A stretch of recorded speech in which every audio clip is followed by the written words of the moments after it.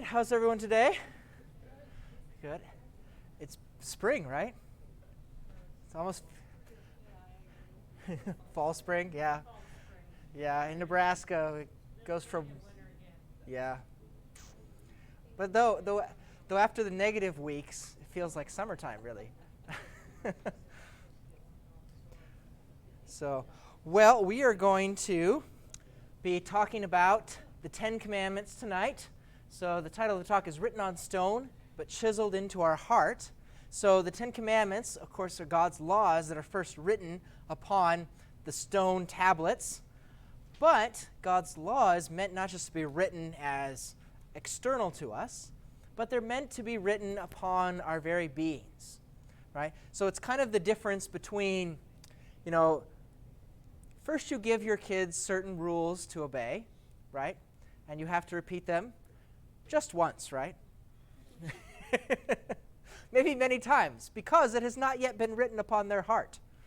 Hopefully, eventually, it becomes so ingrained in them that it just becomes more natural, right? And that's, of course, part of being a parent. We have to have patience with them until it really gets written upon our hearts.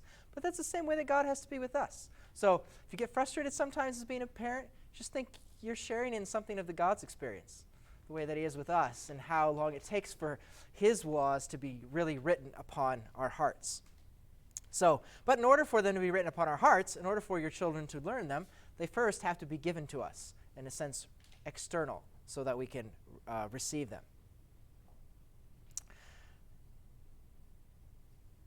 So, let me pull it up here. All right. So, we're going to look at the 10 Commandments. Now, and I don't know if I've talked about this year, but other years, I mentioned about sometimes we look at our faith, and sometimes it just feels like it's just a bunch of rules that we have to follow. There's things, don't do this, and don't do this, and do that, but don't do that, and don't do that. And sometimes maybe your kids feel the same way, right? You're just always telling them a bunch of rules. Don't do that, and don't do that, and don't do that. Well, it's true that there are rules that we are to follow that God gives us that we'll see through the 10 Commandments, but they're not just rules. You're not arbitrarily choosing things to tell your children, don't do this, and do this. You're telling them this because you actually care about them, right? You desire for them to be happy, and you know better than they do in many ways what kinds of things will make them happy and what things actually will make them more miserable if they do that. So that's the same way for us, is that God gives us rules, not just because he wants to, push away all of our fun, but he gives us his rules because he wants us to be happy. All of us really desire happiness, and he wants to be able to lead us in that direction. And so that's what his laws really are about, is to help make clear for us what actually leads to happiness and the things that actually prevent our happiness. So if you think about God's laws, just like we have, if you think of an analogy for the Christian faith, maybe is engage in some kind of sport team, right? So in athletics, you're on the sport team, the goal is to do what? You want to win, right? Yes, we're just in it because we want to have fun. Yeah, you want to win. No. So the desire is to win, and in order to win, you have to do certain things, right? You need a lot of preparation. You need to go and participate in practice. You need to know your plays, how to do offense and defense. You need to work on your strength and endurance and preparation. You need to be disciplined enough to follow the rules of the game, right? And, of course, what happens if you decide, we're not going to follow the rules of the game? Will that be for the team's benefit? Not if you get caught. So the rules are there as these parameters that if you follow the rules, then the game can go well. But if you don't follow the certain rules, then it's going to limit your ability to win. You're not going to be able to win as easily if you're making all sorts of penalties, right? And through all this, you want to make sure that you're focused on this is the goal of why we're doing all those things. Because some of those things aren't always the easiest, right? Like having to go to practice and working on endurance and doing a bunch of running. It's not always the most enjoyable thing for a team to do that. But you think about, we're doing this for the purpose of winning. So we can apply this then to our spiritual life as well. because St. Paul actually applies the analogy of sports to our faith. He says, run so as to win, right? So that's the same goal that we have in the spiritual life, is to win. Of course, what we want to win is not just a trophy, something that lasts a bit longer than that. We want to win eternal happiness. So that's our ultimate goal. But we need to have the same kinds of things. Like, for example, we need to study our playbook. We got the sacred scriptures. How do we live as a Christian so as to lead us to happiness? We want to follow our coach. That would be Jesus, right? He is our coach following us that we are to follow. We have to practice the faith, right? So we have to do all the kinds of things. We go to Mass. We take advantage of the sacraments like confession. We pray. So we do those. We learn about the faith. All those kinds of things are helping us become better at living out the Catholic faith. And we also have rules to guide us. Certain parameters that if we follow them are sure ways in which we can reach happiness. Though just like if you're on a sports team, if you begin to not follow some of those rules, it can limit your ability to win. In the same way, when we fail to follow some of God's laws, it limits our ability to experience happiness, both here on earth and to reach our final goal, eternal happiness, right? So in sports, the rules may be human rules, so it really doesn't have lasting consequences after that if you break, if you foul someone. It might have certain consequences within the context of the game, but these are human rules. But when it comes to God's rules, He's built them into the very way in which He's created us and the universe. So this has longer effects upon our life to come. So in both cases, our goal is to win, but what we win when it comes to life is eternal happiness. Sometimes we refer to it as the beatific vision, seeing God forever in heaven. So this is what we're made for. And I hope that if we think about it, this is really what we want. We want to reach heaven. And you want to help each other reach heaven as well as your children to reach heaven. So the question is, how do we reach heaven? That's a question that one man at the time of Jesus, the rich young man, asked Jesus, "Teacher, what good must I do to have eternal life? What do I need to do? What's going to help me to reach this goal of heaven?" And Jesus is, the first thing that he says when he answers him is he says, "If you wish to enter into life, keep the commandments." So the first thing that God gives is going to be the commandments. And the rich young man will answer, "Well, which ones?" Like, okay, which ones do I have to do? So that way I'll do those. And well, Jesus' response is basically, we need to keep all the commandments. So the commandments were given during the time of the Old Testament through Moses when he goes up onto Mount Sinai. God writes upon the stones these 10 commandments that are going to be the way in which are going to lead us to heaven.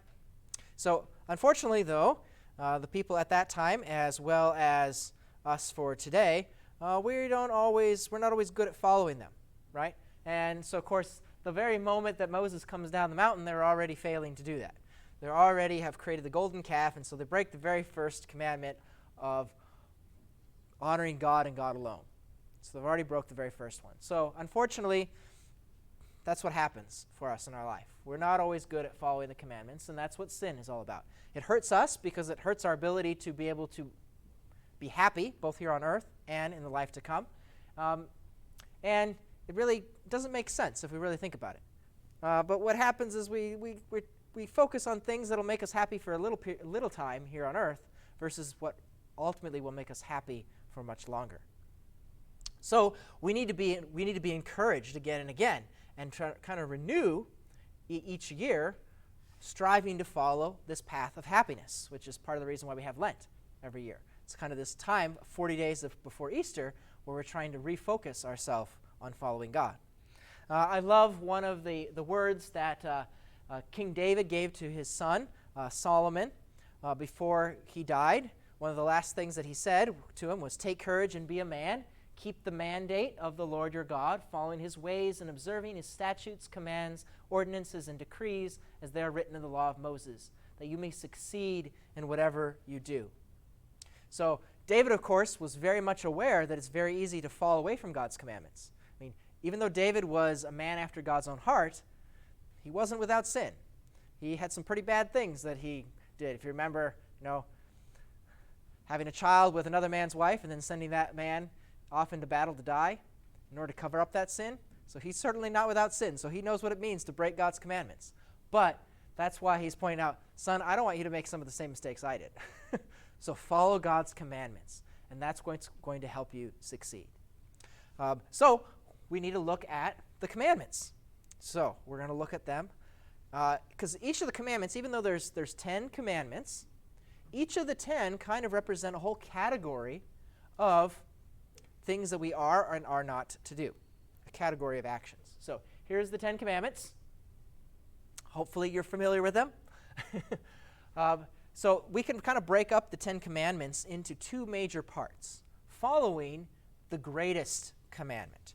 So when Jesus is asked, he is asked at one point by the leaders of the church, what is the greatest commandment? And so Jesus gives a response to that. So we'll watch this kind of presentation of the Great Commandment here. Which is the first commandment of all?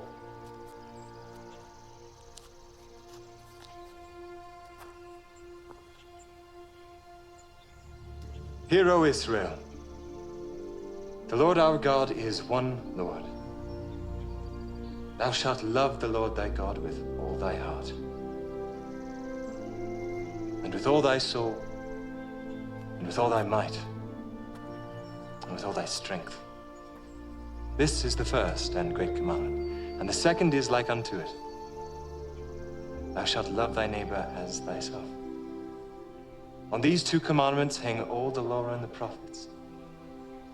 Master, thou hast said the truth. There is one God, and none other but he. And to love him with all the heart, and with all the understanding, and with all the soul, and with all the strength, and to love his neighbor as himself, is more than all the whole burnt offerings and sacrifices. Thou art not far from the kingdom of God.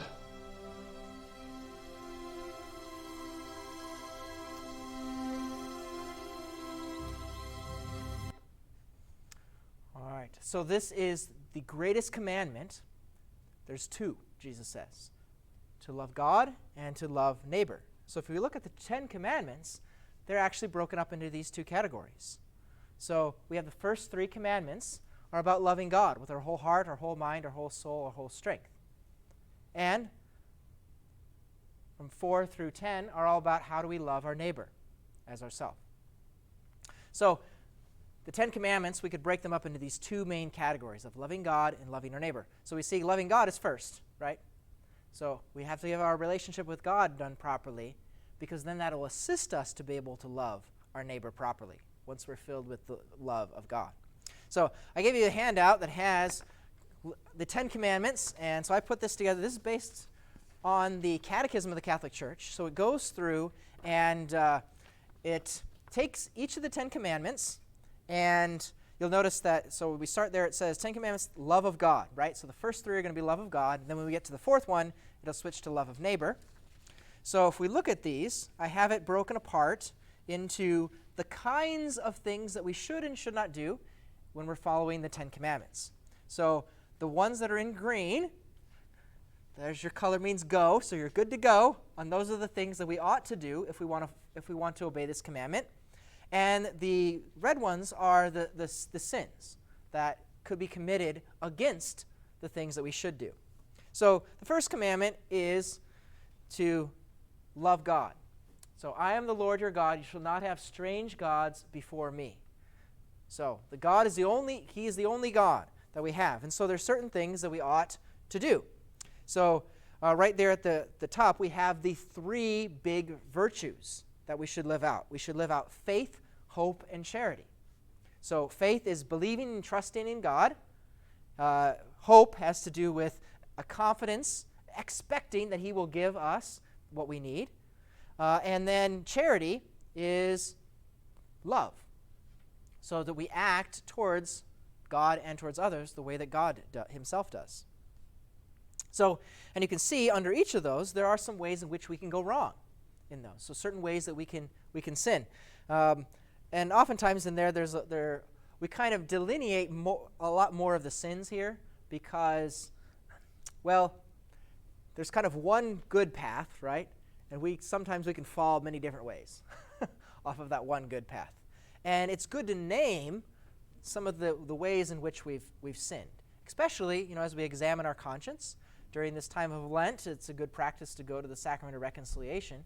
And so thinking about the Ten Commandments can help us to reflect upon that, and as well as to recognize, that's something I need to work on. I need to bring this to ask for forgiveness and do better in this area. So, for example, a sin, I won't go through all the sins in this because we don't have that much time tonight, but I'll go through some of the sins that are in each of these areas of the Ten Commandments. So, like for example, under hope. So we can sin against hope. So hope is trusting, having a confidence in God that he will care and take care of us. Well, one sin, we can sin in kind of two different ways from that. Instead of trusting God, we could despair. And so we could be like, there's nothing God can do. Maybe it's despair of our sin, that like, I'm so sinful that certainly God can't forgive me. How could he ever love me because of what I've done? Or we might despair in thinking that, how could God's not going to help me in the way that I need help. So we lose any kind of hope that God is caring for us. But we could sin in the opposite direction. We could sin in the area of presumption. And so there's actually two ways that we can sin in presumption. One is that we presume in our own abilities. So you could say, thinking, well, I don't really need God's help. I can do it all on my own. That's a kind of presumption in making yourself God, in a sense. But then we could have presumption in God, thinking, well, it really doesn't matter what kind of things I do. I can do that sin because God will forgive me. So we just kind of assume that he's going to forgive us, and that gives us an okay to go ahead and do it. So those are sins against hope in God. Sins against charity, against the love that should fill us, would be something like indifference there. So basically, like, I really don't care about faith. It makes no difference to me whatsoever. That would be a kind of sin of indifference. Or ingratitude, failing to acknowledge the things that we've received from God. So how often do I express thanks for what God has given to me? Some other good things that we should do is, one is the virtue of religion. So these are actions that we ought to do for God based upon who he is. So one of the good things we should do based on that virtue is we should pray. We should talk to God in prayer. And it lists the different kinds of prayer. We should worship him. We should thank him. We should show sorrow for our sins. We should ask for the things that we need from God. So, those are some of the things having to do with the first commandment. And yeah, I won't go through some of the other ones. You can read on your own some of the other ones under this commandment. So, second commandment, you shall not take the name of the Lord your God in vain. So this has to do with respecting God's name. So if God is the one who has given us everything and created us, we should have a certain respect towards him. Just as you would hope to, this comes in a later commandment, but you would want your children to respect you as well, right? They should have a certain respect to you. So we should respect God's name. We should only use God's name in the proper way. If we're referring to him, it's either in when we're talking about him, learning about him, like in class, or we're actually turning to him in prayer. But we can disrespect God's name, or the name of Jesus, or the name of Mary, or the name of the saints. We can show disrespect towards them and use their name improperly. So, for example, one might be blasphemy, and that's using God's name to utter hatred against God, specifically. Or it might be, it includes in there, maybe using God as a rationality for doing some kind of bad action. well, I only did that action because God told me to do it. Well, no, that's blasphemous. God will never tell us to do something sinful. So we can't use God as an excuse to do that. Other things is cursing. So using God's name if you're cursing. So in anger or surprise or as an exclamation of using the name of Jesus, that is not respectful to him. Because the reason is because when we use God's name, he comes.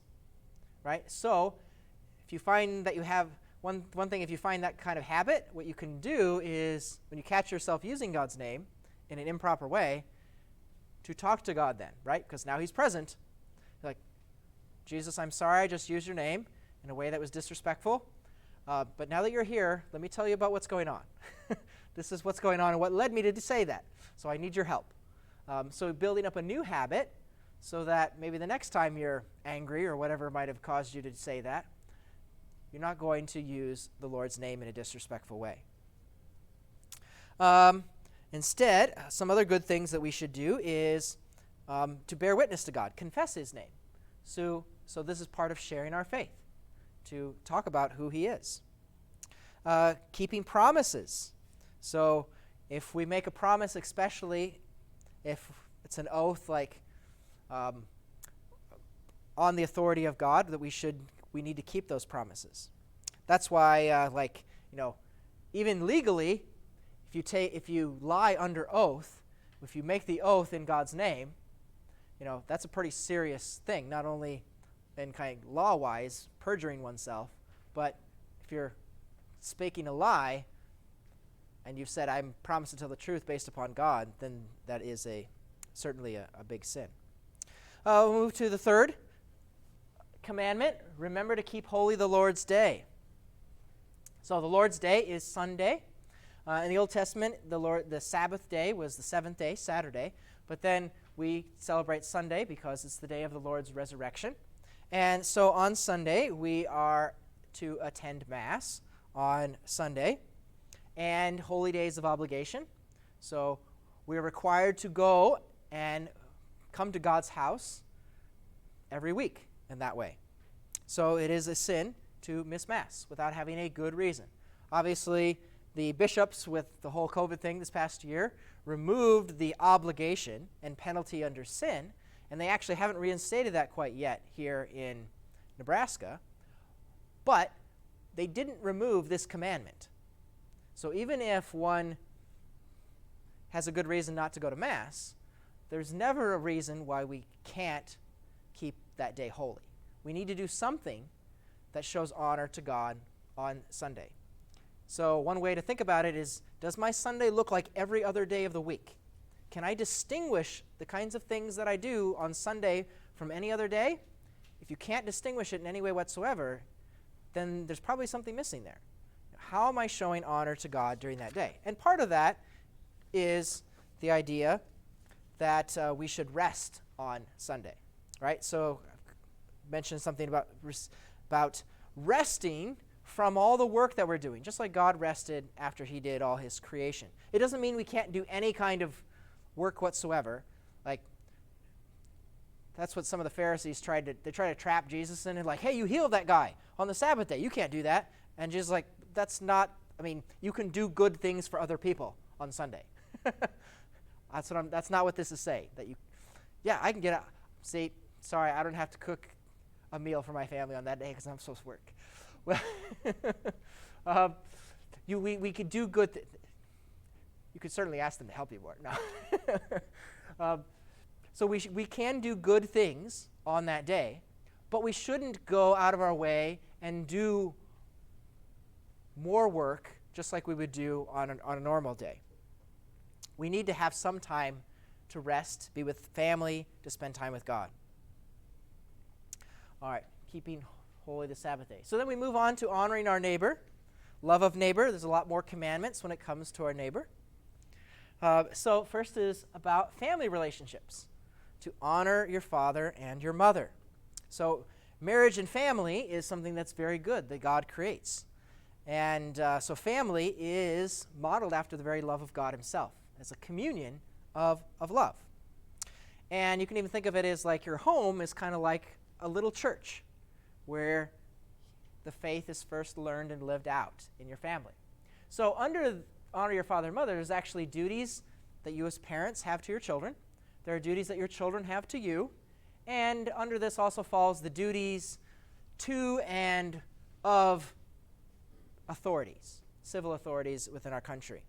So some of the duties we see for you, for your children, is that you should have fairness and understanding, so that you see your children as children of God, and that you also that are entrusted to your care. So they belong to God, and they're entrusted to you to help them grow.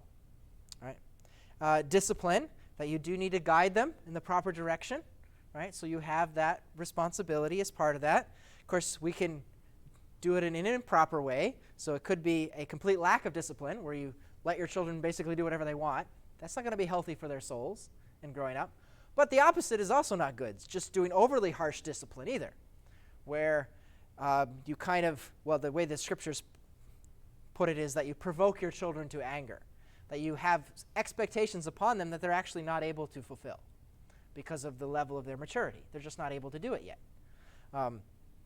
And a third duty that you have towards your children is to instruct them in the faith, right? That's why we emphasize that here at Family Formation, that you have your packets there that you bring home, that you continue to form them in the faith while you're there at home. It's part of your duty under this commandment to help them learn the faith. Then there's the duties that children have to their parents, which is usually what we think of when we think of this commandment, right? Honor your father and mother. That's part of their duty towards you, is to show respect towards you and to also obey you, right? So if you ask them to do something, they ought to obey you. You know, it may take them several times, right? The only time that we are allowed to disobey someone that has proper authority over us is if they try to ask us to do something that's contrary to God's law. So if you were to try to make them do something that was against God's law, then that's actually not a right and proper thing that we would be asked to do. We'll see that's the case under civil authorities too, is that if they impose unjust laws, then we can, in a sense, have some kind of disobedience against that. Because if they're asking us to break God's laws, they don't have a right to do that. So you can read more about the duties that we have towards civil authorities and that civil authorities have towards us. It's part of that. All right. Fifth commandment, you shall not kill. This is all about having respect for human life, that every human life, from the very moment of conception, we are made in God's image and likeness, and so our life is sacred. And God himself is the only one with authority over life and death. So we do not have authority over even our own life, which that leads us to, certain sins against our own life. That's why suicide is sinful, though oftentimes psychological things going on within a person who is contemplating or commits that can remove some of the culpability from that. But even things like, gluttony, eating in a way that harms our own bodies, that is a kind of sin against our body. That's why the use of substance abuse, drugs and alcohol that harms our bodies is also sinful. Then we could also sin against our own body. Then we could sin against somebody else. We could sin against their soul, or we could sin against their bodies. So sins against the souls of others include scandal. And if we scandalize somebody, it means that we make somebody else believe that something that's actually evil is actually good, right? So, for example, let's say you were to teach your children that, actually the church is wrong on this one area, and I don't think that that's actually a sin, so it's perfectly fine to do that, and they learn from you that it's okay, but the church actually teaches that it's not okay. That's scandal that you've just taught them. It's scandalous because you've taught them that something that's actually evil is good. So that's what scandal means. It's something that harms their soul, because now they're going to think that that's okay. I'm not assuming that any of you do that, but that would be an example. That's why we say, certain, let's say, prominent Catholic figures that teach certain things that are contrary to the church, we call that a scandal, because they're, in a sense, they could be convincing people that something that's actually a sin is not. Something evil is good. So let's see. Then there's the sins against the lives of others, which usually what we think about when we think about you shall not kill. So there's obvious things like, murder, different forms of violence. But anger is also under this portion. Now, anger just as an emotion in of itself is not sinful, right? Just as an emotion. But it depends upon what we do with it and where it comes from. So, for example, there's anger over wrong things. So if we don't really have a just reason to be angry with somebody, but we are, that's sinful anger. Or it says anger with the wrong motives, right? So if we're angry with somebody and we want to see them, in a sense, fail or some bad thing come to them, that's not good anger. There's something sinful there. Or anger that's too fierce. The way that it comes out, right, can be sinful.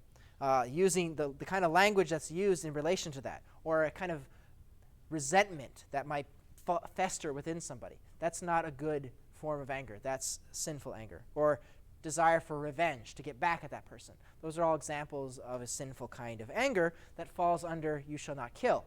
Because sometimes anger can actually lead to trying to harm the person's body, but the kind of anger that we express toward them, even in those areas, is something against their life. So hatred, racism also falls under these things. There's also areas that have to do with attacks against the beginning of human life. So we see things like abortion. There's medical acts that can harm human life. So we see some of these more recent manipulations within the area of the field of medicine that actually destroys embryonic life from the very beginning. So the church is always going to be against those. So then, of course, destroying someone's life at the end of life, something like euthanasia, assisted suicide. Those things are not good. This is where you find war, is under this area. So we should try to avoid war. War is not a good thing. Wars of aggression, so one country always attacking another country, that's always going to be wrong. It's always going to be evil. But there is a space for legitimate defense. So we actually have a right, if somebody were to attack you or your family, you have a right to defend yourself and your family. In fact, if you have authority over someone else, like your children, you have a great duty to protect them, right? So, and if that means that you have to require even force to try to protect their lives, there is an allowance for that. That doesn't fall under murder. If you were to end somebody else's life who's attacked your life or the life of somebody else. When it comes to war between countries, there's certain elements that have to line up in order for it to be just. And so you can see those listed there as well. When it comes to the death penalty, there's kind of a nuance there.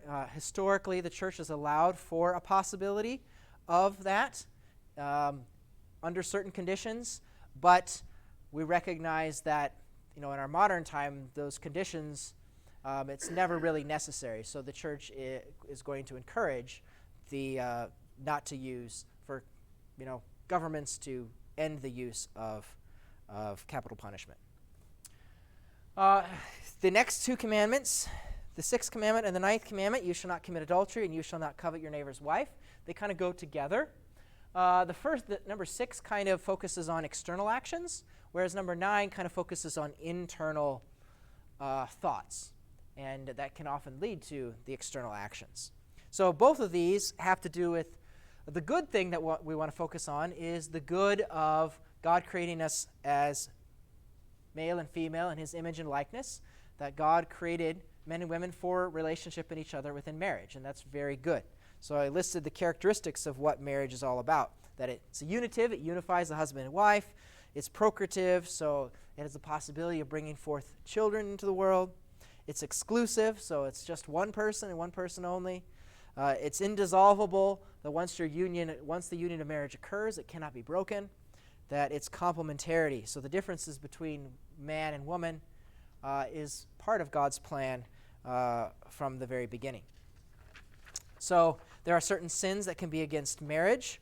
So committing adultery, divorce and remarrying, other kinds of cohabitating before marriage, so acting as though you're husband and wife before marriage, same-sex marriage. All these are against the way God's plan for marriage.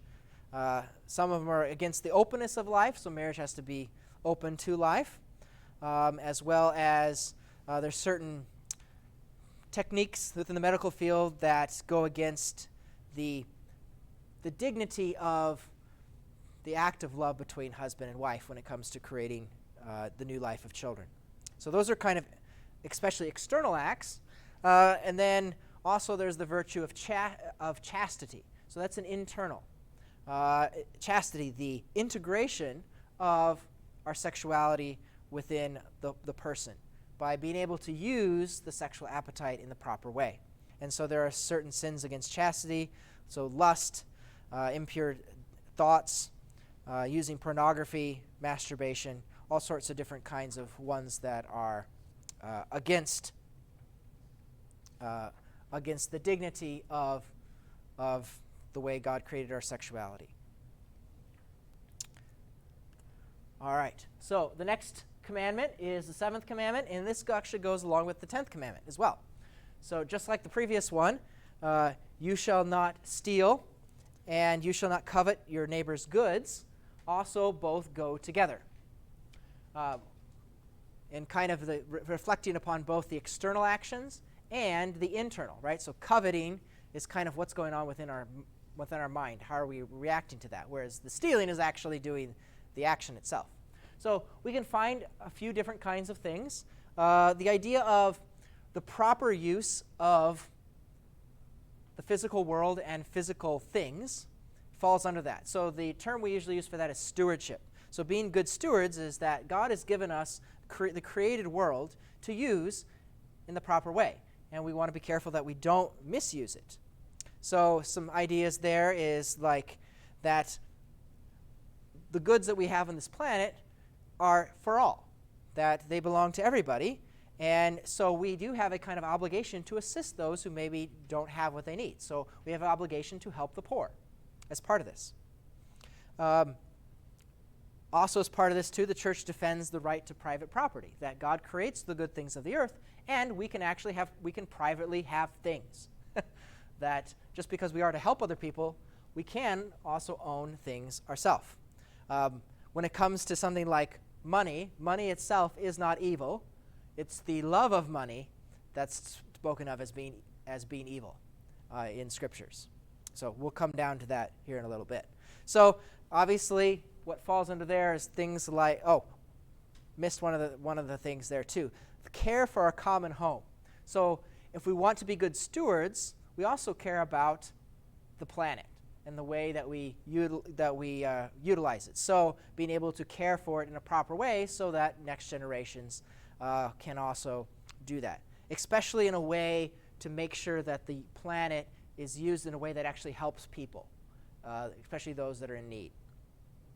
Because sometimes we can go over and beyond in that area and be like, well, we're going to remove certain things, but then they end up actually harming people that are poor, because now only the rich can afford certain things that we will allow, and the cheaper things that only the poor can afford, we have disallowed. So we have to be careful in that area too, that we care for our common home of the environment for the purpose of being able to care for our brothers and sisters. So some of the ones we would usually think of in terms of you shall not steal are things like stealing, taking something that doesn't belong to us. And that involves all sorts of things like vandalizing, so destroying property that doesn't belong to you, cheating on exams, that is a form of stealing, you're taking the work from somebody else, plagiarizing, using somebody else's work. That's why copyrights are there. They're not just legal things. You don't want to take somebody else's work. That is even wasting time at work is a kind of form of stealing. If they're paying for you to work during that time, we want to put in our effort to work as best as we can. If you're an employer, if you fail to give a proper wage to somebody, that may be unjust. Obviously, things like shoplifting, not paying our taxes could be a form of theft. We do have a responsibility to do that, though some might argue, but they are also thieving from us. Now, and obviously you can have debates about that. Overspending on others' money, so your children overspending your parents' money. Going back on a contract, breaking a contract. So theft and robbery. So robbery includes violent force. That's the difference between those two. Obviously, this place where we would find slavery or human trafficking, it's basically stealing the whole life from somebody else. You're buying and selling somebody else who doesn't belong to you. Even excessive gambling. So gambling in of itself, there are certain conditions in which it can be moral, but if you're using money that ought to be used for the care of one's family, then that it becomes sinful, because you're in a sense stealing from what your family needs to live. Kind of interior way of looking at this is that we should desire a kind of simplicity of life or poverty of spirit, in which that we're not so attached to things and money, where in a sense sometimes the stuff that we have in a sense owns us, right, rather than we own them. If we're just so attached to the things of this world, then we're going to find ourselves less happy. So some of the interior thoughts that can occur are things like greed, right? Desiring more things that we really don't need.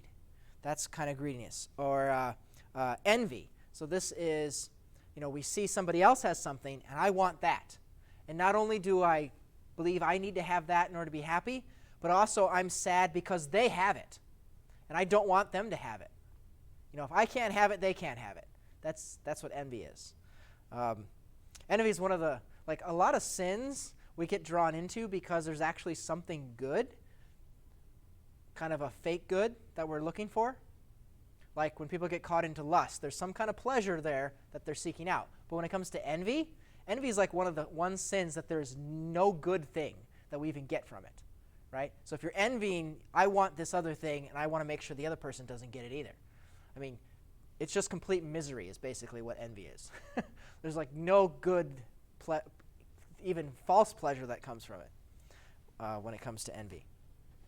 An important part of this commandment when it comes to you shall not steal is that if we do take something that doesn't belong to ourselves, then we are actually called to make restitution.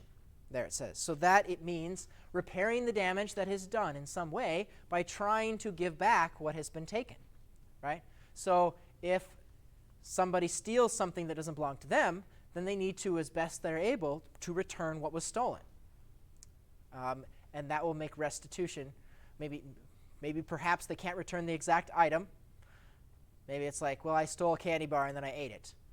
Well, maybe you need to pay for what you have stolen. You might not be able to give the candy bar back. So in some way making restitution. So if our sin, it falls under these commandments, then, and we've stolen something, taken something that's not ours, we will probably need to make restitution in some way for what we've done. And the final one is commandment number 8. You shall not bear false witness against your neighbor. So this is all about telling the truth and not lying. So we're obliged to tell the truth about things. If we want other people to tell us the truth, we need to make sure we're telling the truth as well. I have the definition there of what truth is.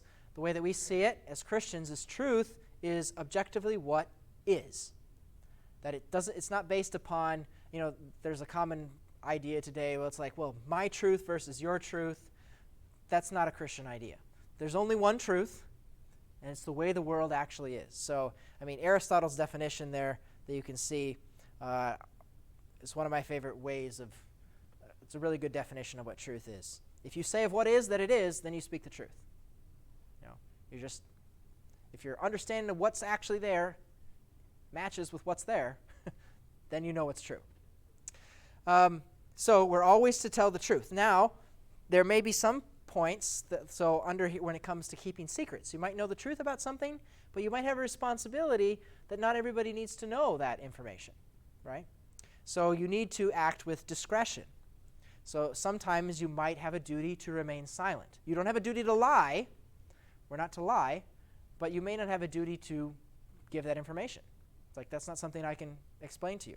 Like, for example, one of the secrets that I am required to keep as a priest is when people come and tell me things in confession, right?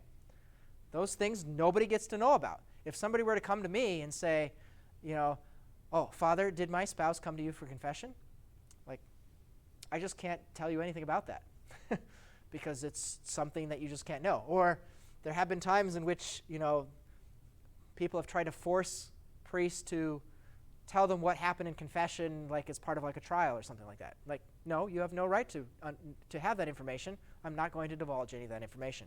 So there's just sometimes when, if we have promised to keep a secret, then we ought to keep a secret. And so there's 3 places where we might be obliged to keep a secret: when the good of somebody else demands it, when we've promised somebody, or when our profession, like a priest, requires us to keep it secret. So if you're working in an area of like, healthcare, and you have the private information, obviously you need to keep that secret. You're not supposed to lie about it, though. You just need to remain silent. So lying, deliberately saying something contrary to what the other person thinks or knows.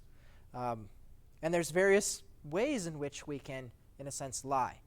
Sins against somebody else's reputation. So, and I think these are important to kind of think about. So there is calumny or slander, and that's making false or defamatory statements to damage somebody else's reputation. So we're basically lying about somebody else's reputation in order to hurt them. That's what calumny or slander is all about, and so that is sinful.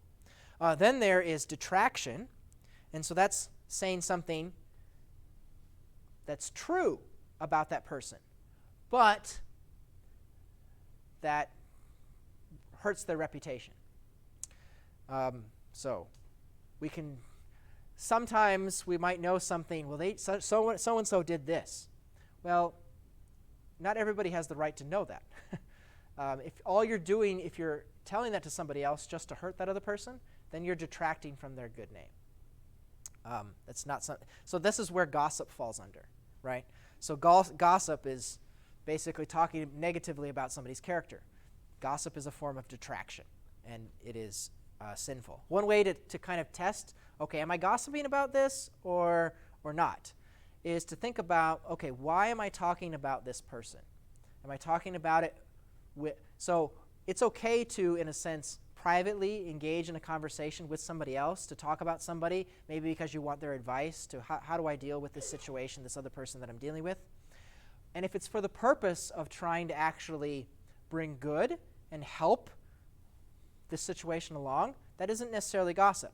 But if it's for the purpose, especially if it's in like a group of people, and it's for the purpose of just complaining about the person, that's probably, it's not healthy and helpful. It's going to be more sinful. Rash judgment. So this is what we mean by when people talk about not to be judgmental. What they're really talking about is rash judgment. We can actually make judgments about people's actions. So we can, that's what the 10 Commandments do, right?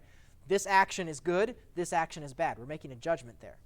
But when we make rash judgments, it's all about making a conclusion that questions somebody's character without actually having the full evidence. So a rash judgment say like, oh, I know this person is sinning in this way, even though I don't actually have that information. I don't actually know that, but I'm assuming that this is what's going on. That's rash judgment, and that is always sinful as well. Flattering somebody when we don't actually mean it, bragging about oneself can be also sinful as well. And once again, in the area, if we hurt somebody's reputation, we also have a responsibility to make reparation, to try to undo the bad that we've done. So if we say something bad about somebody and we destroy their reputation, we have a responsibility to make that right. Like, no, what I said about them was not true. To try to help them regain their good name. The ultimate witness to truth is actually the act of martyrdom. So that's the last one there, is to give one's life to defend what's true is the greatest act of witnessing to the love of God. So all these commandments, God wants to be chiseled not just on the stone of the Ten Commandments, but into our very heart. You know, the laws that he gives aren't meant to restrict us, but they're meant to give us a freedom to be able to live in happiness. But unfortunately, as St. Paul describes, we don't always live that, right? So he says, you know, sometimes I don't do what I want, but I do what I hate. And even though the willing is ready at hand, but doing the good is not. For I do not do the good I want, but I do the evil I don't want to do. Sometimes that's what happens. We know what God's laws are. We don't always follow them. Sometimes we do the things that we shouldn't do instead of doing the good that we ought to do. So what's wrong with us? Well, we need to be filled with God's grace so that we can actually live it out. And so that's what God says in the Old Testament, is that I'm going to put a new heart in you. I want to transform you. I will remove your heart of stone and put in you a heart of flesh. I'll put my spirit in you so that you can walk in my statutes and observe and keep them. So that's what Paul's response is. He's like, I'm so miserable. I can't keep any of God's laws. Who will save me? Thanks be to God through Jesus Christ. So this is the whole purpose of Jesus' coming, is that the law of God, the word of God that was written on stone in the Old Testament, now in the New Testament is written in flesh, right? Jesus himself is the very law of God. And Jesus was able to do what often we can't do. He was able to perfectly live out God's law, even to the point of giving his life upon the cross. He perfectly lived it out. And so what he's come to do then is to give us our new heart. So he has his heart, and he's going to give it to us. And we receive it first in baptism. So when you're baptized, you became a new creation. You became a child of God. One way that St. Paul writes it is he says that I have been crucified with Christ, yet I live, no longer I, but Christ lives in me. Insofar as I live in the flesh, I live by faith in the Son of God who loved me and cared for me. So from our baptisms, Jesus now lives in us. And his ability to perfectly follow God's law is given to all of us. We can follow God's law because he gives us the ability to. So baptism first gives it to us. Confirmation gives us renewal, gives us the Holy Spirit himself and his gifts to be able to live out each of these things. And we're strengthened day by day through Eucharist's reconciliation as well. The Holy Spirit is very powerful. I'll leave you with this final image. For we should draw our strength from the Lord in his mighty power, the helmet of salvation and the sword of the Spirit, which is the word of God. When we have different struggles and temptations to sin, that we can imagine they might be as big as a giant, like Goliath, but David, with the sword of the Spirit, can cut off those temptations. And so with the difference between the Old Testament, in which they weren't able to follow the commandments, versus now, when we can, is because God himself has come and he lives within each of us. And him living through you can enable us to live all these commandments out that were first written on stone, and now he's written upon our hearts. So that's everything I have for you tonight.